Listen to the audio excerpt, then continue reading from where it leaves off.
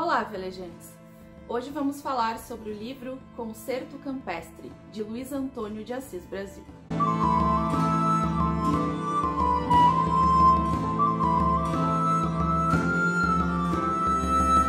Luiz Antônio de Assis Brasil é um escritor gaúcho, nascido em 1945 na cidade de Porto Alegre. Ele é professor universitário e tem diversas obras publicadas, e meu primeiro contato com a escrita dele foi através do Concerto Campestre, este pequeno grande livro que eu descobri há muitos anos atrás e eu resolvi falar hoje por conta da Semana Farroupilha. Esse vídeo vai ao ar, acho que 2 dias depois do feriado, né? Aqui no Rio Grande do Sul é feriado dia 20 de setembro. É popularmente conhecido como Dia do Gaúcho, né? Mas para nós é uma alusão ao início da Revolução Farroupilha, e é uma data onde aqui é comum a gente relembrar os nossos costumes, a nossa história, o nosso passado. E eu pensei, vou falar sobre um livro daqui, né? Sobre um autor gaúcho em alusão a essa data. Pensei primeiro em falar sobre o Érico Veríssimo, que é um dos meus escritores favoritos, mas aí eu lembrei que eu nunca falei sobre o Luiz Antônio de Assis Brasil aqui, acho que só em alguma tag, né? Eu devo ter citado esse livro, e eu gosto muito, é um dos meus livros favoritos. Eu li 2 vezes esse livro aqui, eu não sou de fazer muitas releituras, né? Só se eu gosto muito.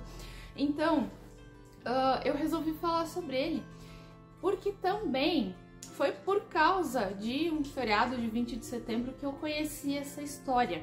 Esse livro ele tem uma adaptação, tem um filme, e eu não sabia que existia nem o filme nem o livro. Isso fazem muitos anos, tá? Eu acho que, sei lá, eu era bem novinha. Foi naquela fase que eu ficava assistindo TV até tarde. Acho que eu comentei sobre isso no vídeo onde eu falei dos livros do Jô Soares, né? Eu ficava assistindo o Jô Soares e ficava vendo filmes que passavam na Globo. Na verdade, aqui é RBS, né? Afiliado da Globo.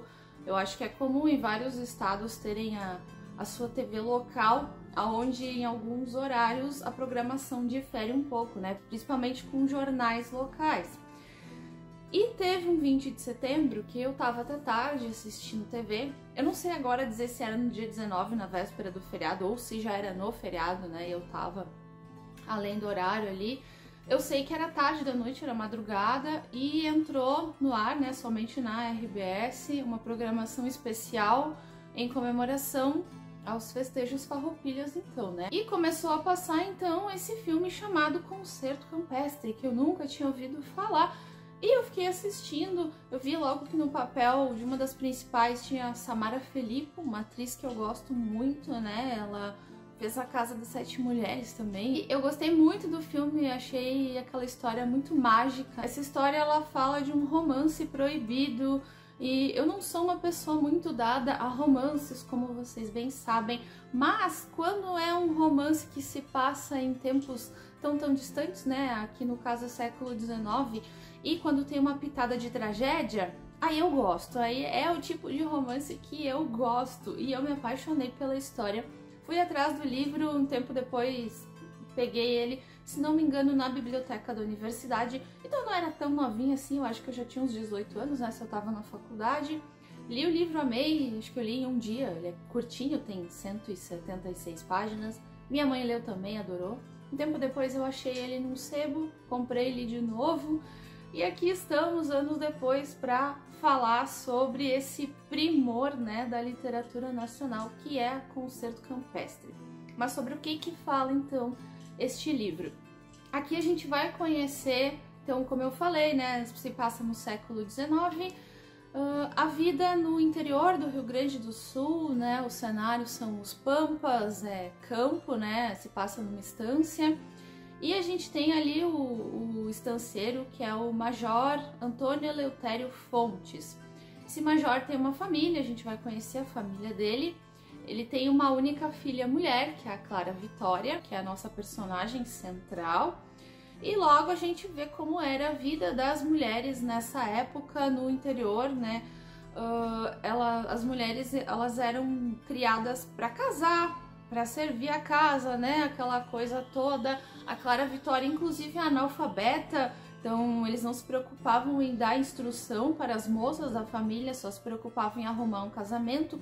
Ela era uma jovem ali e ela já estava prometida para um filho de um outro fazendeiro ali da região, né? Um casamento arranjado, que era bem comum também nessa época. Então ela tinha essa vida ali, ela não queria casar obrigada, né? Ela era uma menina sonhadora, ela era inteligente apesar de não ter recebido instrução. E ela tá ali, né, vivendo a vida dela.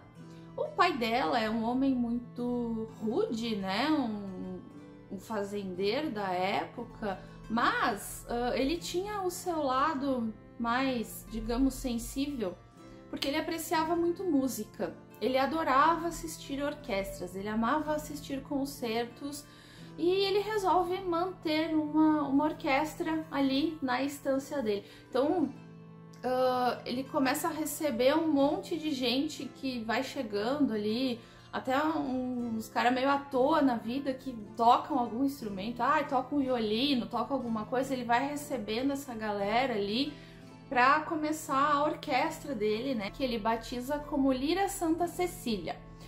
Ele quer organizar, né, o pessoal toca ali, mas é uma confusão, então ele precisa de um maestro. E nisso, então, vem até a estância, ele traz para morar na estância um maestro, que ele não tem nome, tá? O romance inteiro o autor se refere a ele como maestro. E o maestro, ele é de Minas Gerais, se não me engano, e é descrito pelo autor como um homem mestiço e muito sedutor, né? Então, eu nem preciso dizer, né, o que vai acontecer. Obviamente que o maestro vai se interessar pela Clara Vitória e vice-versa, e eles vão manter um romance ali. Ao mesmo tempo a gente vê o desenrolar da história ali da orquestra, né, como vai evoluir. A Lira Santa Cecília começa a fazer apresentações, eles vão até a capital, até Porto Alegre, se apresentar no teatro, então começa a ficar muito famosa essa orquestra, e é o deleite ali do major, né, ele só quer saber da orquestra, e todos muito felizes com isso, né, as pessoas vêm de todas as partes da região para assistir, e ele promove esses concertos campestres, que é a orquestra tocando ali a céu aberto, no campo mesmo. E daí todo mundo vem, né, para assistir esses concertos campestres, e inclusive um desses concertos ali a céu aberto rendem uma das cenas mais incríveis da história, que é a orquestra tocando no meio da chuva, e tem uma situação ali que parece que tá chovendo sangue. Tem toda uma explicação no livro por que chove sangue, mas eu achei incrível isso. Inclusive tem no filme também essa parte do chover sangue. Mas, enfim, é uma história leve, mas com uma certa profundidade, né? Porque, como eu falei, tem o drama, né? Obviamente, é um romance proibido que a Clara Vitória vai viver como maestro. E é bonito o romance deles. O maestro, ele começa a ensinar ela a ler, ele começa a conversar com ela, ele descobre que ela é uma moça inteligente, né?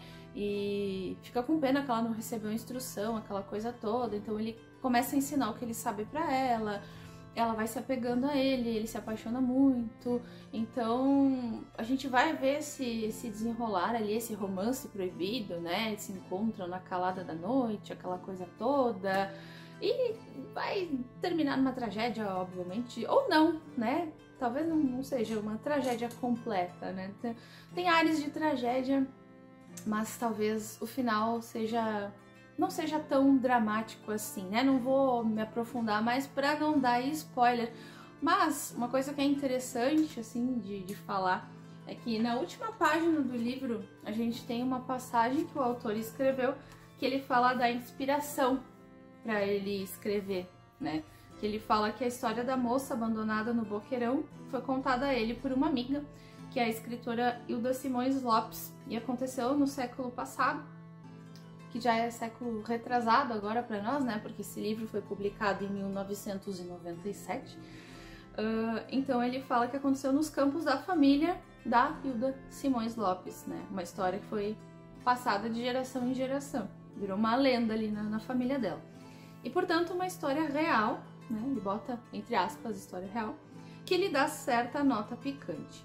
Mas aqui, como em todas as realidades, a fantasia ocupa o lugar do trivial e do desconhecido. E isso é apenas uma homenagem à literatura. Eu achei interessante falar essa parte aqui, né, pra gente saber das inspirações do autor. Já dou um leve spoiler aqui do que pode acontecer, né, pela inspiração dele, mas nada que vá comprometer a experiência de cada um lendo esse livro, né, se porventura alguém vier a ler, tá?